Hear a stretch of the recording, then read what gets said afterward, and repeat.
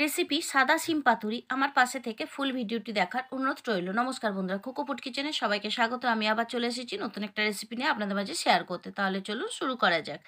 250 থেকে 300 গ্রাম সাদা সিম নিয়ে নিয়েছি, দুপাশটা কেটে মাঝে শিরাটা ফেলে দিয়েছি, ভালো করে ধুয়ে নিয়েছি। সর্ষে, পোস্ত, কাজু আর কাঁচা লঙ্কা একটা মিহি পেস্ট বানিয়ে নেব। অল্প জল দিয়ে দিলাম।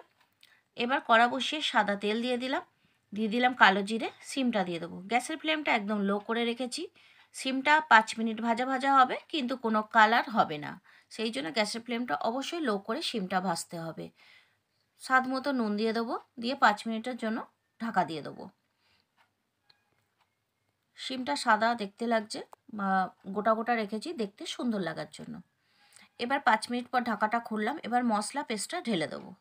মশলা পেস্ট দিয়ে দিলাম, অল্প করে জল দেব, হাফ চা চামচ হলুদ গুঁড়ো আর হাফ চা চামচ লঙ্কা গুঁড়ো দেবো। তারপরে এবার আবারও আমি 5 থেকে 6 মিনিটের জন্য ঢাকা দিয়ে দেবো। শিমটা একটু সেদ্ধ হবে। সাদা শিম যেমন দেখতে সুন্দর, সেরকম খেতেও কিন্তু অসাধারণ। এই দিয়েই কিন্তু গরম গরম ভাত আঙুল চেটে খাবেন, অসাধারণ টেস্ট। এই শিমটা শুধু শীতকালেই পাওয়া যায়, গরমকালে কিন্তু পাওয়া যায় না। শিমটা সেদ্ধ হয়ে গেছে।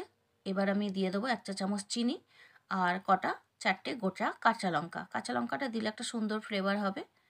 দিয়ে এবার এটা গ্রেভিটা আরেকটু শুকনো করে গ্যাস অফ করে দেবো। ওপর দিয়ে একটু সর্ষের তেল ছড়িয়ে দিয়ে 1 চা চামচ সর্ষের তেল দিয়ে দেবো। দিয়ে গ্যাস অফ করে পরিবেশন করে দেবো গরম গরম ভাতের সাথে। বন্ধুরা, রেসিপি যদি ভালো লাগে প্লিজ লাইক শেয়ার করে যাবেন। পুরনো বন্ধুদের ধন্যবাদ জানিয়ে নতুন বন্ধুদের জানাই আমার চ্যানেলটা সাবস্ক্রাইব করে বেল আইকনটি অল করে দেবেন। যখনই ভিডিও আপলোড করব নোটিফিকেশানটা পেয়ে যাবেন। তাহলে বন্ধুরা, আজ এই পর্যন্তই। পরের কোনো ভিডিও নিয়ে দেখা হবে। ভালো থাকুন, সুস্থ থাকুন। আমার ফুল ভিডিওটি দেখার জন্য অনেক অনেক ধন্যবাদ।